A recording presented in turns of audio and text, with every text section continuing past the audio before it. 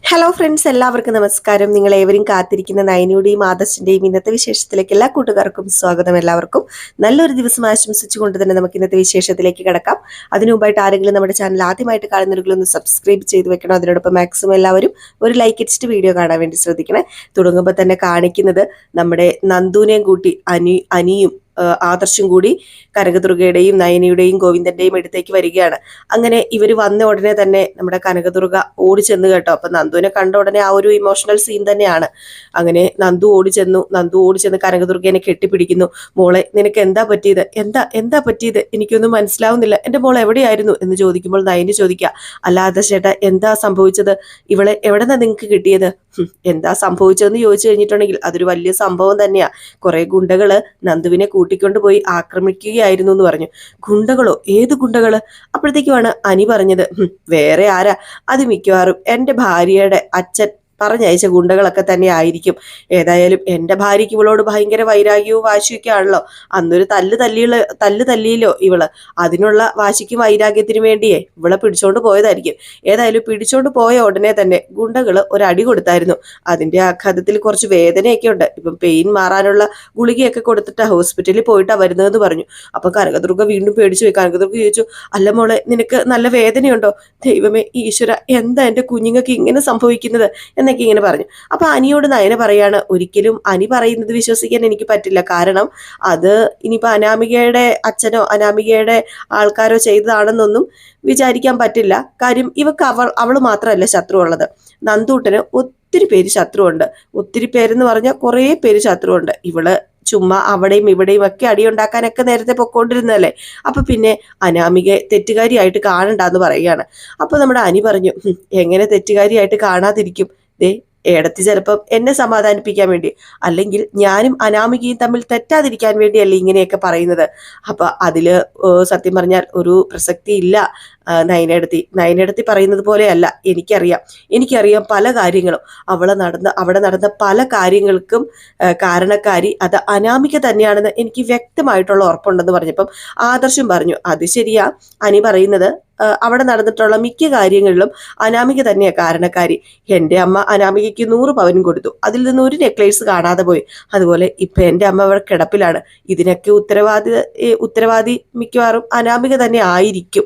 അപ്പോഴത്തേക്കും നമ്മുടെ നയന പറയുന്നുണ്ട്, അവിടെയും ആദർശേട്ട ആയിരിക്കും എന്നല്ലേ ഉള്ളൂ, നമുക്ക് അതിന് തെളിവുകളൊന്നും ഇല്ലല്ലോ. അതുകൊണ്ട് വേണ്ട, ഈ ചർച്ച ഇവിടെ അവസാനിപ്പിച്ചേക്കാം, അതാ നല്ലത്. അപ്പോഴത്തേക്ക് നമ്മുടെ ആദർശം പറയുകയാണ്, അനി, നീയും ഈ ചർച്ച ഇവിടെ അവസാനിപ്പിക്കുക. വെറുതെ എന്തിനാ ഓരോ പ്രശ്നങ്ങൾ ഉണ്ടാക്കുന്നത്? അങ്ങനെ പ്രശ്നങ്ങൾ ഉണ്ടാക്കി ജീവിതം അവസാനിപ്പിക്കേണ്ടതല്ല. ജീവിതം ജീവിച്ച് തീർക്കേണ്ടതാണ്.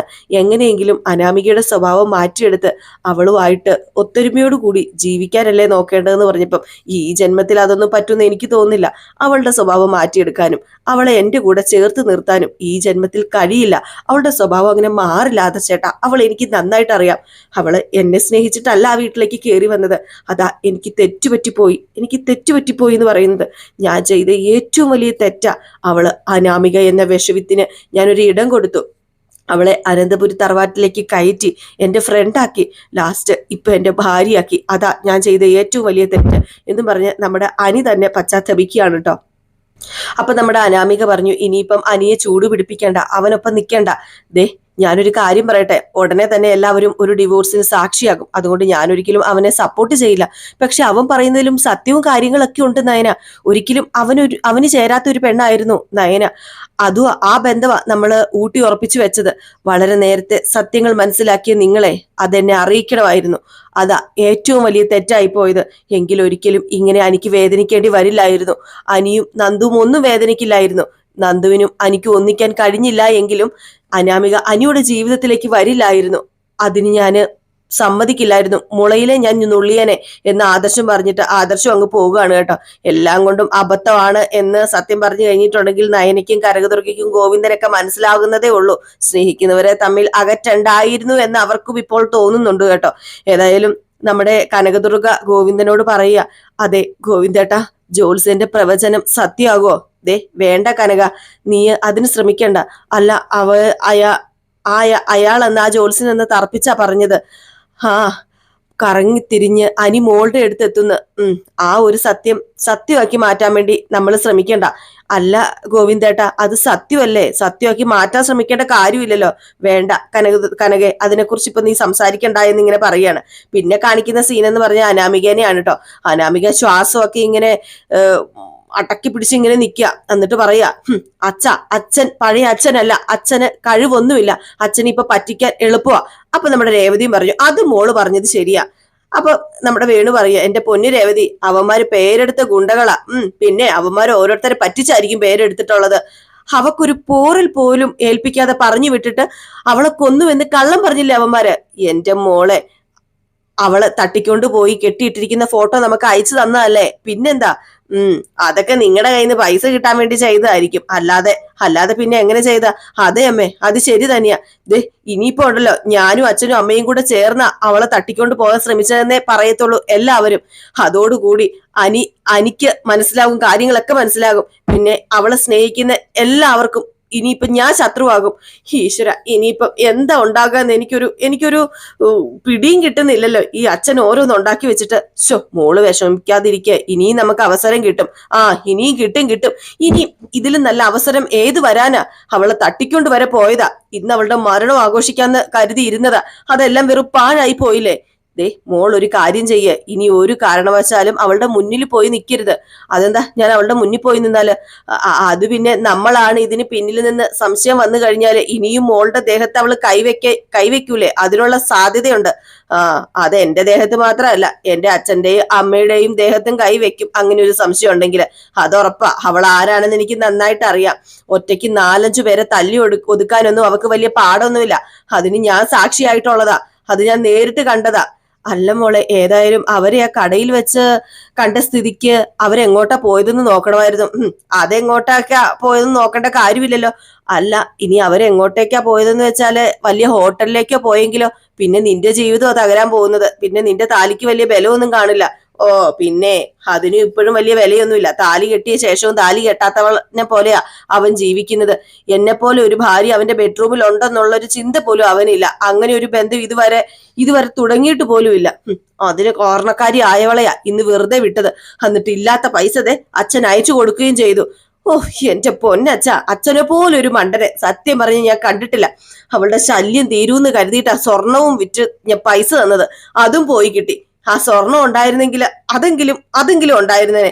ഇപ്പം കടിച്ചതുമില്ല പിടിച്ചതുമില്ലാത്തൊരവസ്ഥയായി പോയല്ലോ ഈശ്വര എന്നൊക്കെ പറഞ്ഞുകൊണ്ട് നമ്മുടെ അനാമിക. പിന്നെ കാണിക്കുന്ന സീൻ എന്ന് പറയുന്നത് നമ്മുടെ ദേവയാനിനെയാണ് കേട്ടോ. ദേവയാനി അങ്ങോട്ടും ഇങ്ങോട്ടും ഒക്കെ നടന്ന് ഓരോന്ന് ഇങ്ങനെ ആലോചിച്ച് കൂട്ടുകയാണ്. നയനയെ കുറിച്ച് ഇങ്ങനെ ഓരോരുത്തർ പുകഴ്ത്തി പറഞ്ഞതാണ് കേട്ടോ എപ്പോഴും നമ്മുടെ നമ്മുടെ ദേവയാനി ഓർക്കുന്നത്. അങ്ങനെ മുത്തശ്ശനും മുത്തശ്ശിയും ജയനും അജയനും ആദർശും ഒക്കെ ഇങ്ങനെ മാറി അവളെ കുറിച്ച് നല്ലത് പറഞ്ഞത് മാത്രം നമ്മുടെ ദേവയാനി ഇങ്ങനെ ഓർത്ത് തികട്ടി എടുക്കുന്ന ഒരു സീനാണ്. ഇനിയിപ്പം എന്തെങ്കിലും സത്യം ഉണ്ടോ എന്നൊക്കെ ആയിരിക്കാം നമ്മുടെ ദേവയാനി ഓർക്കുന്നത്.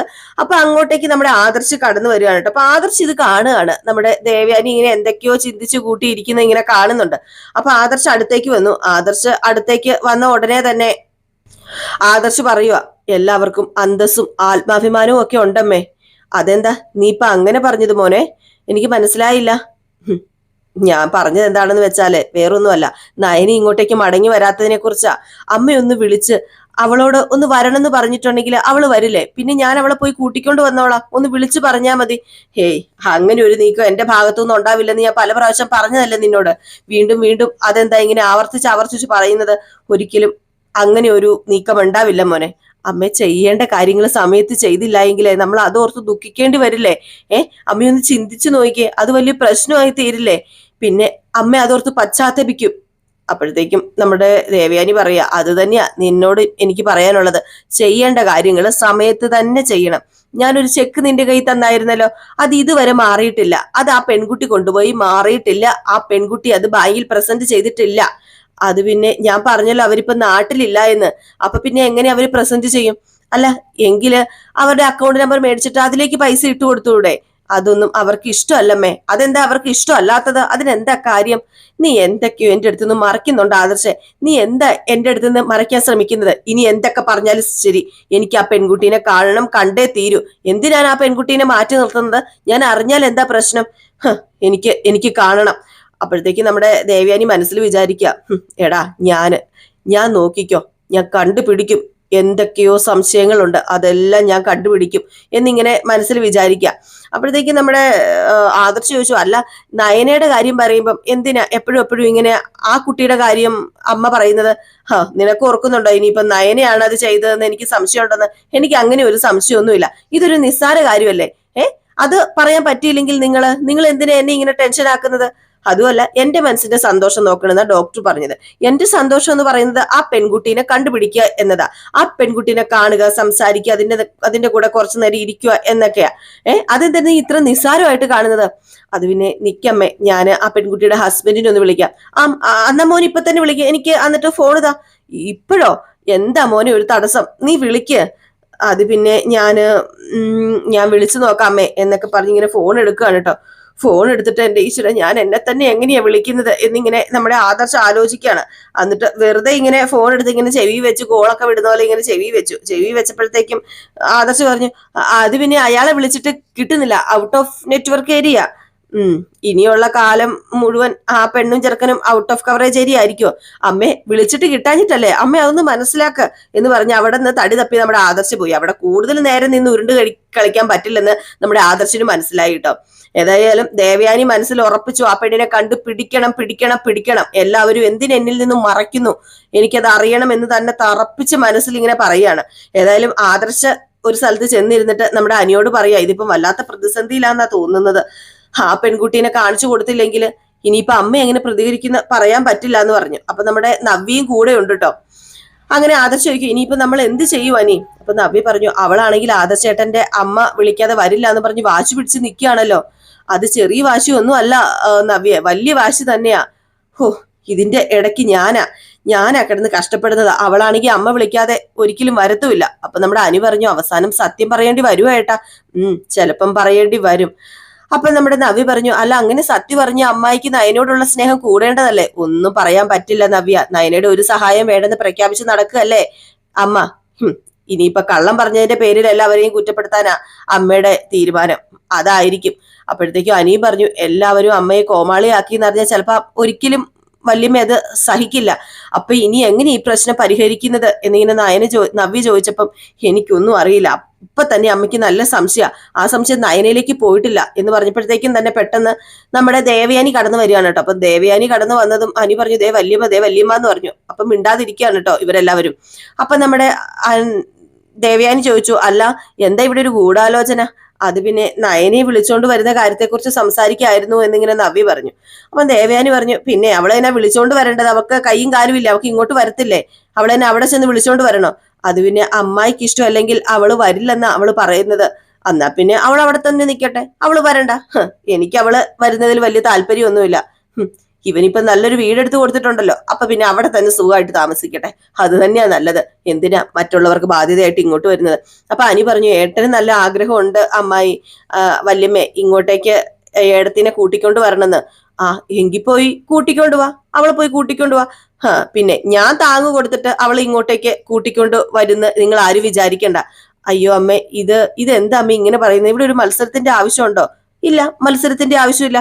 പിന്നെ എന്തിനാ ഞാൻ വിളിച്ചാലേ അവള് വരത്തുള്ളെന്നും പറഞ്ഞ അവൾ അവിടെ തന്നെ നിൽക്കുന്നത്? അവൾക്ക് സ്വയമേ ഇങ്ങോട്ടേക്ക് കടന്നു വന്നൂടെ?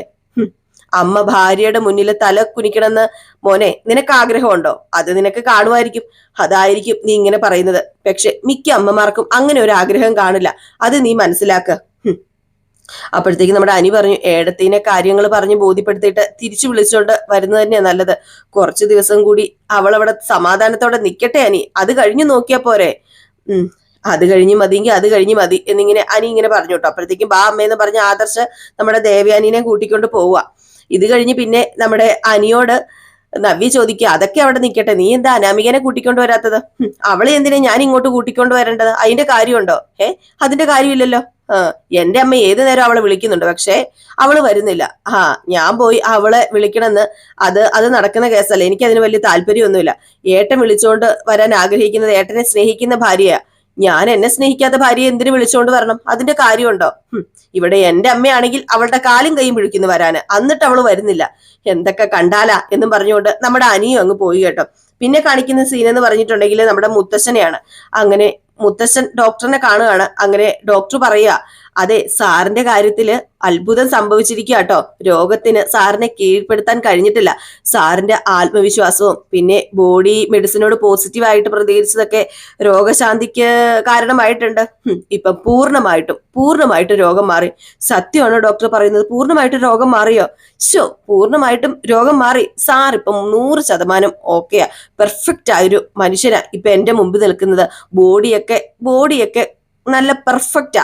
അപ്പോഴത്തേക്ക് മുത്തശ്ശൻ പറയാ, ശരിയാണല്ലേ, പക്ഷെ ഞാനൊരു കാര്യം പറയട്ടെ, ഈ ഒരു കാര്യം ഒരിക്കലും വേറെ ആരും അറിയാൻ പാടില്ല. അതെന്താ സാർ അങ്ങനെ പറഞ്ഞത്? അതെന്താ സാറിന്റെ വീട്ടുകാർ അറിയുന്നത് നല്ലതല്ലേ? അത് ശരിയല്ല. തനിക്കറിയാലോ ഇപ്പൊ കുടുംബങ്ങൾ പോകുന്ന പോക്ക് എങ്ങനെയാണെന്ന്. അതുകൊണ്ടാ ഞാൻ പറഞ്ഞത്. എന്റെ കാര്യങ്ങള് ആരും ഒന്നും അറിയണ്ട. പൊരുത്തക്കേടുകൾ ഓരോന്നായിട്ട് വന്നുകൊണ്ടിരിക്കുക. അങ്ങനെ ഒരു സാഹചര്യം ആയതുകൊണ്ട് തൽക്കാലം ആരും ഒന്നും അറിയാത്തത് നല്ലത്. ആരും ഇപ്പൊ ഒന്നും അറിയണ്ട ഡോക്ടർ. തറവാട്ടിലെ കാരണവർക്ക് രോഗം ഉണ്ടെന്ന് അറിഞ്ഞാല് പല പ്രശ്നങ്ങളും ചിലപ്പോൾ ഒഴിവായി പോവുകയെ. ഞാൻ മനസ്സിലാക്കിയെടുത്തോളം രോഗം ഇല്ലാത്ത അനന്തമൂർത്തിയെക്കാളും രോഗമുള്ള അനന്തമൂർത്തിയാണ് അവരെല്ലാവരെയും ഭയപ്പെടുത്തുന്നത്. അപ്പൊ പിന്നെ അത് മതിയല്ലോ. പിന്നെ എല്ലാവരെയും അല്ല, ചിലരൊക്കെ ഞാൻ പെട്ടെന്ന് പോണമെന്ന് ആഗ്രഹിക്കുന്നവരൊക്കെ ഉണ്ട്. തറവാടും സ്വത്തുക്കളും ഭാഗം വെക്കാത്തതില് പ്രതിഷേധിക്കുന്നവരാ എന്റെ മരണം ആഗ്രഹിക്കുന്നത്. ചിലവരും ഞാൻ കൂടെ വേണമെന്നും ആഗ്രഹിക്കുന്നുണ്ട്. അവർക്ക് ഞാൻ എന്നും കൂടെ വേണം. ഏതായാലും അവരുടെയൊക്കെ വിശ്വാസവും അവരുടെ ആ ഒരു ഫ്രഷ്നെസ് ഒക്കെ നിലനിർത്താൻ തൽക്കാലം ഇത് തുടർന്നാൽ മതി. അല്ല, മൂർത്തി സാറ് പറയുന്ന പോലെ ഞാൻ വേണമെങ്കിൽ ചെയ്യാം. എനിക്ക് കുഴപ്പമൊന്നുമില്ല. ഓക്കെ, ഞാൻ സമ്മതിച്ചു. ഏതായാലും എനിക്ക് സന്തോഷമുണ്ട്. സാറ് പെട്ടെന്ന് രോഗമുക്തനായല്ലോ. അതില് ഞാൻ നിങ്ങളുടെ കഴിവിനെ അല്ലേ പ്രശംസിക്കേണ്ടത്. പിന്നെ വേറൊരാളെയും കൂടെ പ്രശംസിക്കും കേട്ടോ, അയ്യപ്പസ്വാമീനെ. കുട്ടികൾ മല ചവിട്ടിയാല് എന്റെ രോഗശാന്തിക്കും കൂടെ വേണ്ടിയാ നല്ലതെന്നാ പറഞ്ഞത്. അതുപോലെ നല്ലതായി തീർന്നിരിക്കുന്നു. അയ്യപ്പന്റെ പ്രാർത്ഥന, അയ്യപ്പനോട് ഉള്ള പ്രാർത്ഥന, അത് അയ്യപ്പൻ കേട്ടിരിക്കണം. അത് തന്നെയാണ് ഇപ്പൊ ഈ രോഗശാന്തിക്ക് കാരണമെന്നാ കൂടുതലും ഞാൻ വിശ്വസിക്കുന്നത്. പിന്നെ ഞങ്ങൾ പേഷ്യൻസിനോട് ഒരു ദ്രോഹം ചെയ്യുന്നുണ്ട് കേട്ടോ. മരിക്കേണ്ട സമയത്ത് മരിക്കാൻ സമ്മതിക്കുന്നില്ല. അതാണോ മൂർത്തി സാറേ? ഞാൻ പേടിച്ചു പോയല്ലോ എന്നൊക്കെ ഇങ്ങനെ ഡോക്ടർ പറയാണ്. അപ്പൊ നമ്മുടെ മൂർത്തി പറഞ്ഞു, 75 കഴിഞ്ഞേ, അത് തന്നെ വലിയ പ്രായമാണ്. പ്രത്യേകിച്ച് ഇന്നത്തെ കാലത്ത് നമ്മുടെ കാര്യങ്ങളൊക്കെ ചെയ്ത് മക്കളെയും കൊച്ചുമക്കളെയൊക്കെ സുരക്ഷിതമാക്കി കഴിഞ്ഞാൽ പിന്നെ പ്രായത്തെ തോൽപ്പിക്കാൻ നമ്മൾ നിൽക്കരുത്. മരണത്തിന് കീഴടങ്ങിക്കോണം. ആർക്കും ഒരു ശല്യം ആകാതെ, ബാധിത ആകാതെ നമ്മൾ കടന്നു പോണം. അങ്ങനെയുള്ളവരാ ഭാഗ്യവാന്മാര്. നമ്മളെ സ്നേഹിക്കുന്നവർക്ക് അങ്ങനെ ചിന്തിക്കാൻ പറ്റില്ലല്ലോ സാറേ. അതും കൊണ്ട് നമ്മൾ ഇങ്ങനെയൊക്കെ ചിന്തിക്കുന്നത്. അതും ശരിയാ ഡോക്ടർ പറഞ്ഞത്. എന്നാ പിന്നെ ഡോക്ടർ സമയം എപ്പോഴാന്ന് വെച്ചാൽ പറഞ്ഞോണം. നമുക്ക് ഒന്നിച്ച് എവിടെയെങ്കിലും ഇരുന്നൊന്ന് സംസാരിക്കാം, കുറച്ച് ഭക്ഷണം കഴിക്കാം, ഫ്രീ ആകാം. അതിനിപ്പോ എന്താ മൂർത്തി സാറേ, ഞാൻ പറയാം. എന്നാ പിന്നെ അതിന് വൈകിക്കണ്ടാട്ടോ എന്ന് പറഞ്ഞിട്ട് മൂർത്തി സാർ ഡോക്ടറിന്റെ അടുത്തുനിന്ന് പോയി. അങ്ങനെ നമ്മുടെ മൂർത്തിയുടെ അസുഖം ഭേദമായി എന്ന സന്തോഷ വാർത്തയാണ് കേട്ടോ. ഏതായാലും ഇത് കഴിഞ്ഞ് പിന്നെ കാണിക്കുന്നത് നമ്മുടെ വസന്തരേനെയാണ്. വസന്തര ജയനോട് പറയാ, അദ്ദേഹം ഇതുവരെ വന്നില്ലല്ലോ ഡോക്ടറെ കാണാൻ പോയിട്ട്. നീ ഒന്ന് ഡോക്ടറെ വിളിച്ചു നോക്ക്. അതൊന്നും കാര്യമില്ലെന്നേ. എന്തിന്? അച്ഛൻ ഇങ്ങോട്ടേക്ക് വന്നോളൂല്ലോ, പിന്നെ എന്തിനു നമ്മൾ ഡോക്ടറെ വിളിച്ച് ശല്യപ്പെടുത്തുന്നത് എന്ന് ചോദിച്ചു. അപ്പോഴത്തേക്കുമാണ് പെട്ടെന്ന് നമ്മുടെ മൂർത്തി വന്നത്. അപ്പോഴത്തേക്കും ദേവയാനി പറഞ്ഞു, ദേ അച്ഛൻ വന്നല്ലോ, അമ്മ കാത്തിരുന്നതിന് ഫലം ഉണ്ടായല്ലോ, ദേ വന്നിരിക്കുന്നു എന്ന് പറഞ്ഞു. അങ്ങനെ നമ്മുടെ മൂർത്തി അകത്തേക്ക് കയറി വരികയാണ് കേട്ടോ. മൂർത്തി അകത്തേക്ക് കയറി വന്നത് മുഖത്ത് വലിയ പ്രസാദമൊന്നും ഇല്ലാതെയാ മൂർത്തി വരുന്നത്. അപ്പൊ ഇവിടെ കപട നാടകം അഭിനയിക്കണമല്ലോ, സത്യം പറയാൻ പാടില്ലല്ലോ. അപ്പൊ വസന്തരി ചോദിച്ചു, എന്തായി? എന്താകാനാ? പ്രത്യേകിച്ച് ഒന്നും ആകാനില്ല. പിന്നെ രോഗത്തിൻ്റെതായ വഴിക്ക് തന്നെ കിടക്കുന്നു. അതിന് വലിയ മാറ്റമൊന്നും സംഭവിച്ചിട്ടില്ല. അതിന് എന്റെ ശരീരം ഇഷ്ടപ്പെട്ടെന്നാ തോന്നുക. ആ രോഗത്തിന് വിട്ടുമാറാൻ വലിയൊരു പ്രയാസം പോലെ. ഈ തവണ മല കയറിയത് 2-3 കാര്യങ്ങൾ പരിഹരിക്കാൻ പ്രാർത്ഥിച്ചുകൊണ്ടാ അച്ഛ. പക്ഷേ അതൊന്നും നടക്കുന്നില്ലല്ലോ. അതിൽ ആദ്യത്തെ കാര്യം അച്ഛന്റെ തന്നെയായിരുന്നു. എന്നിട്ടും അതെന്താ നടക്കാതെ പോകുന്നത്? പിന്നെ ഇവക്ക് രോഗം ഏതാണ്ട് മാറിയ അവസ്ഥയിലാണ് ഞങ്ങൾ പോയത്. എങ്കിലും ഇവളും നയനമോളും തമ്മിലുള്ള അകൽച്ച മാറണമെന്ന് ഞങ്ങൾ എല്ലാവരും പ്രാർത്ഥിച്ചിരുന്നു. ഇതൊന്നും നടന്നില്ലല്ലോ ഈ പ്രാവശ്യം.